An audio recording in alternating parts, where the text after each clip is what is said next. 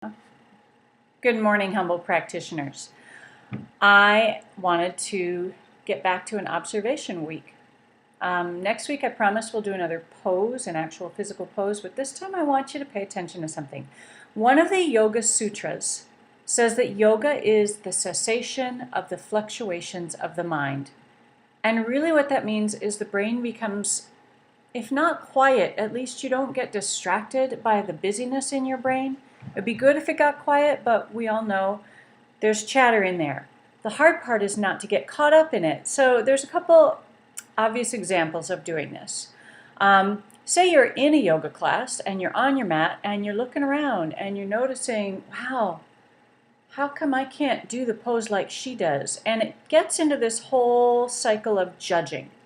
Whether you judge yourself for not being good enough or judge them for having some advantage, it turns into competition that's an unhealthy kind of competition.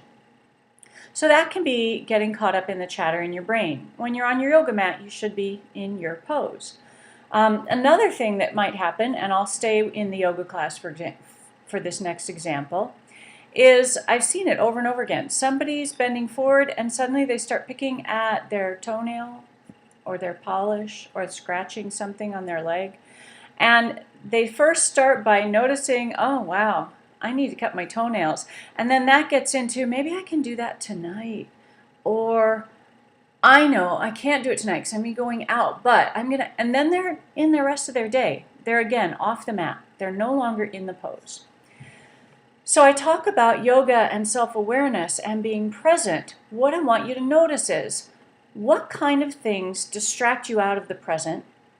And are there particular activities you do where you find you're not in the present, really caught up in future or past? So I'll share with you what I found out about myself. And it happens that I spent this last week doing it, but I'll continue this week because now I see where my work is. I let somebody, an argument, take up residence in my brain, and they're not even paying rent. And I find that when I'm in my car driving, or walking the dog, or even tasks like folding laundry or doing dishes, I'm rerunning that argument. I'm trying to make it come out different. I'm trying to win the argument, and I can't win the argument. The argument was ugly and stupid, and it's over.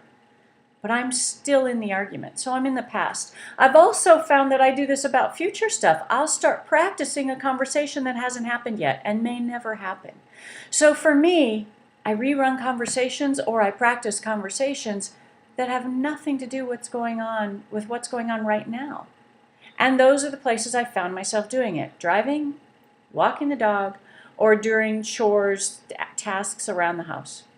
So what I've been telling myself every time I do that, instead of going, oh, stupid, stop doing that, I remove the stupid part because I don't need to judge myself. We all do this. But I say, you don't need to do that anymore. You can be right here. And I try and notice the heat of the water on my hands and the feel of the soapy water. Or I start to look around while I'm driving and see the other cars and if there's snow on the ground and whether the sky is blue and where the sun is. I try and pay attention to the details of what I'm actually doing. So that's my challenge for you this week. Is another observation week. I want you to figure out when your brain takes you off into distraction, what kinds of things do it. Simple, not always pleasant. The hardest work is often not the most fun work. So, good luck with this, and I will see you next week.